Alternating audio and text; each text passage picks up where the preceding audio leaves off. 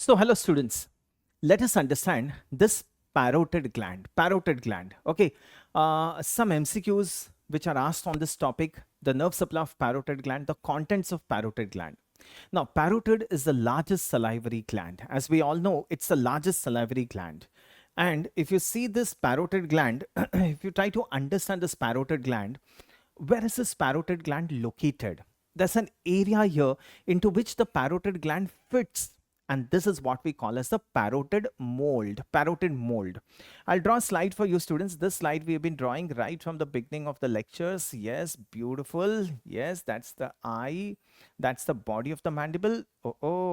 That's the body of the mandible. That's the ramus of the mandible. That's the ear here. That's the mastoid process. That's the sternocleidomastoid. Sternocleidomastoid.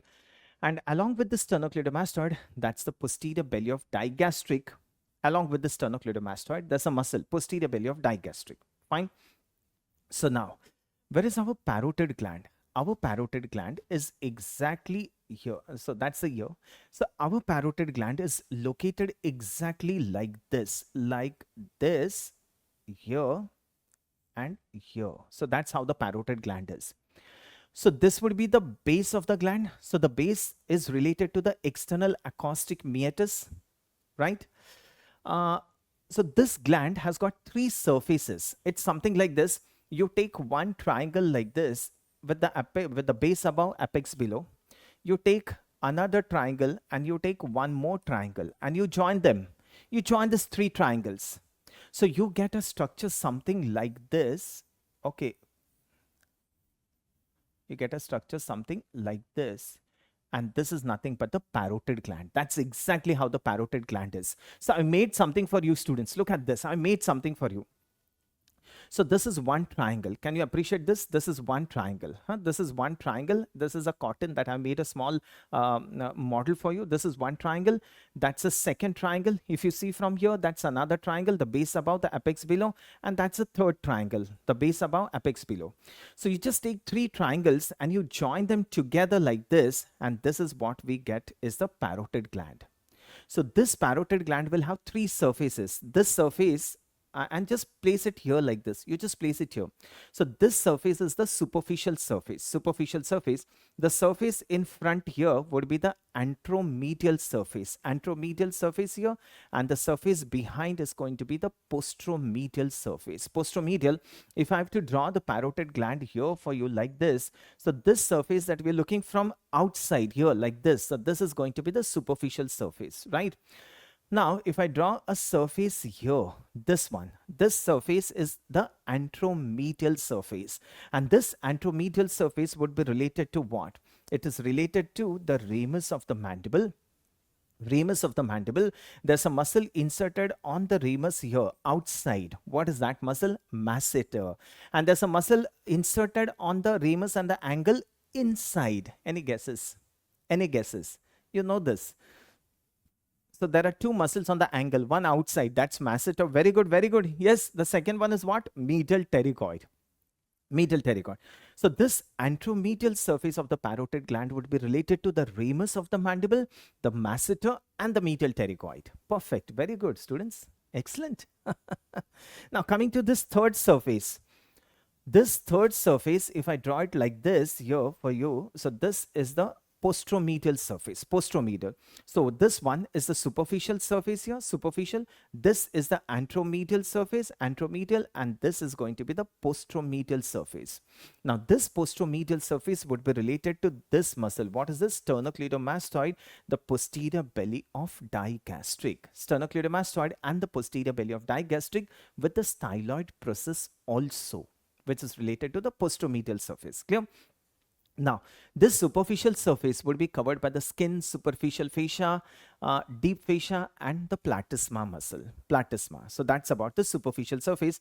The base is related to the external acoustic meatus. The apex goes down in the digastric triangle. It goes down in the digastric. So students, are you clear with this three surfaces of the parotid gland? The superficial surface from outside, the anteromedial, the posteromedial surface. So it will have three borders, right? What do you call this border as? Just one moment. So what is this border? This border is going to be the anterior border. What is this border going to be? The posterior border, and this border is going to be the medial border. Medial border. Anterior border is this in front, posterior border is this behind, and the medial border is deep inside. It is related to the pharynx. It would be related to the pharynx. Clear? So this becomes the relations of the parotid gland. This parotid gland is enclosed by two capsules. One is the true capsule and the second one is the false capsule. True capsule and the false capsule. False capsule for any gland is formed by the fascia which covers the gland. The fascia which covers the gland forms the false capsule, and the true capsule for any gland is formed by the condensation of the connective tissue around the gland. So this parotid gland will be lined by two capsules. So if I write it like this, capsule, one is true and the other one is false. True and false. So true capsule is formed by the condensation of connective tissue.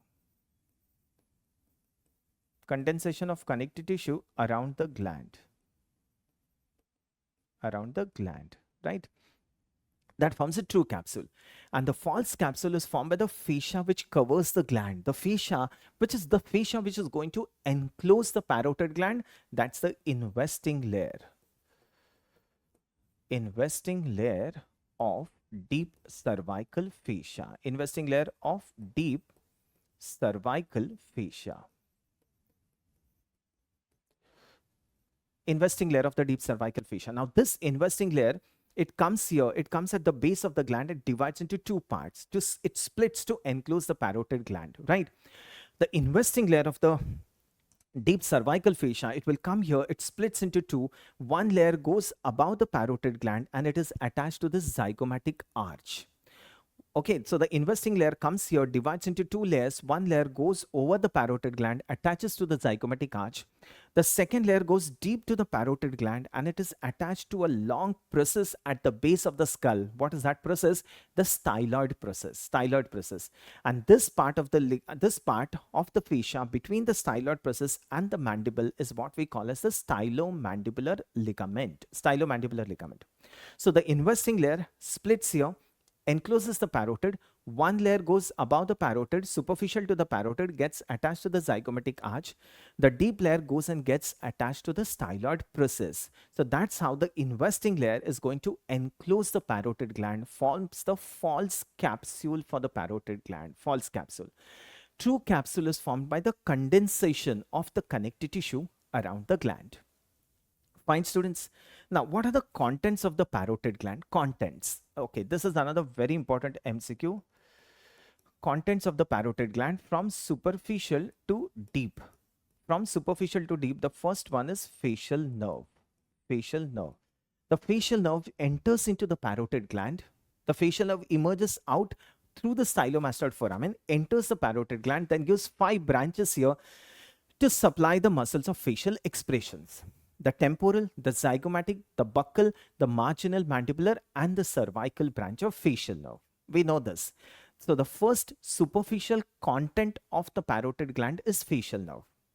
The second one is the retromandibular vein. Retromandibular vein. We know this retromandibular vein is formed by the joining of two veins, the superficial temporal and maxillary joins to form the retromandibular vein and its two divisions, retromandibular vein and its divisions, anterior and posterior divisions. We know this. They lie within the parotid gland, and the deepest content of the parotid gland is the external carotid artery with its branches. But its terminal branches. So the external carotid artery is the deepest content of the parotid gland. The external carotid artery divides into two terminal branches within the gland, the superficial temporal and the maxillary, right? So students, what are the contents of parotid gland from superficial to deep? The facial nerve, the retromandibular vein, and the external carotid artery. Be very clear about this. Be very clear. Okay, fine. So that's about the parotid gland. Right. What is the nerve supply? So what is the artery supplying the parotid gland? The external carotid artery and its branches, the veins, the retromandibular vein. What is the nerve supply of the parotid gland? Students, we had done this in the ganglions of head and neck. You remember the ganglions of head and neck, which is the cranial nerve supplying the parotid gland? Yes, the glossopharyngeal nerve. Very good. So the cranial nerve supplying the parotid gland is the glossopharyngeal nerve. So when we say nerve supply, your answer is going to be the glossopharyngeal nerve. Right. What is the name of the nucleus of the glossopharyngeal nerve which is going to supply the parotid gland? Students, answer now. You know this. What is the name of the nucleus of the glossopharyngeal nerve in the brain to supply the parotid gland? The name of the nucleus is inferior salivatory nucleus. Inferior salivatory nucleus. That's in the brain. We get the tympanic branch. Tympanic branch of glossopharyngeal nerve. So inferior salivatory nucleus is the nucleus of glossopharyngeal nerve. Its tympanic branch. What is the tympanic branch of glossopharyngeal nerve known as? Jacobson's nerve. So tympanic branch of glossopharyngeal nerve is known as Jacobson's nerve. It joins with the sympathetic plexus and forms what? It forms the tympanic plexus. Tympanic plexus. This tympanic plexus lies on the medial wall of middle ear. That is what we call as promontory. The tympanic plexus lies on the medial wall of middle ear. That's the promontory. From this tympanic plexus, we get a nerve. That's the lesser petrosal nerve. Lesser petrosal nerve. Now, this lesser petrosal nerve, used to know, students, it gets out through foramen ovale. So, lesser petrosal nerve gets out through the foramen ovale, relays in a ganglion. Look, that's our ganglion. That's a parasympathetic ganglion, otic ganglion. And the postganglionic fibers will be going and supplying the parotid gland. Okay, that's the nerve supply of parotid gland. So the postganglionic fibers will supply the parotid gland, and so this is in the brain, right? That's in the brain. So from the brain to this ganglion, what are these fibers? The preganglionic fibers. And what are these fibers? The postganglionic fibers. Students, if you can answer this, who's going to carry the postganglionic parasympathetic? This is a parasympathetic nervous system. Who's going to carry the postganglionic parasympathetic fibers from the otic ganglion to the parotid gland? It is carried by the yes, very good, auriculotemporal nerve. You remember auriculotemporal nerve? This auriculotemporal nerve is a branch of the posterior division of mandibular nerve, and this auriculotemporal nerve is going to carry the postganglionic parasympathetic fibers from the otic ganglion to the parotid gland. Clear? So that's the nerve supply of parotid. We have seen this before, you know this. Now, this parotid gland, inflammation of parotid gland is known as mumps. Now, this parotid gland has a duct, right? This parotid gland has a duct. It's a salivary gland, correct, no? So this gland has a duct, and this duct would begin from the anterior border of the gland. This duct is known as the Stenson's duct or the parotid duct or the Stenson's duct. It runs over the masseter muscle like this. It goes over the masseter, now turns at right angles. It pierces the buccal pad of fat.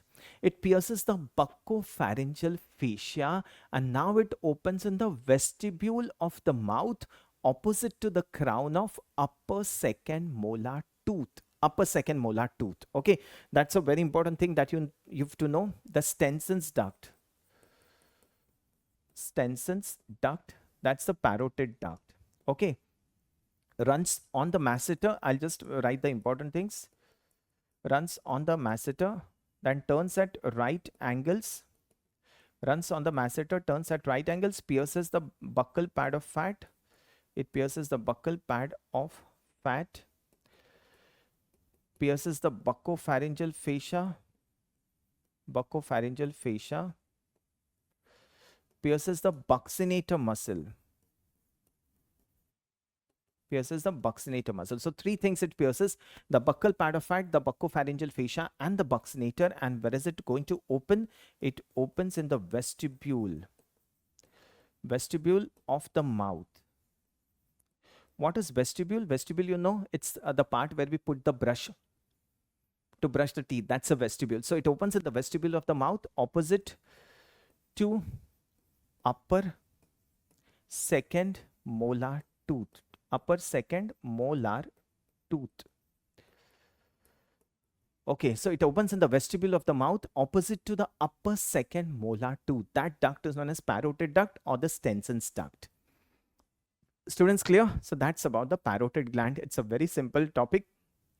What is important are the surfaces, the capsules, the content of the parotid gland, the nerve supply of parotid gland, and something about the parotid duct. Runs on the masseter, turns at right angles, pierces the buccal pad of fat, buccinator, buccopharyngeal fascia, and opens in the vestibule of the mouth opposite to the crown of upper second molar tooth. Inflammation of parotid gland is known as mumps. Okay, I hope this topic is clear to all of you, students. Yes, is this topic clear to all of you? I hope this topic is clear to all of you. Thank you for your patient listening. Thank you.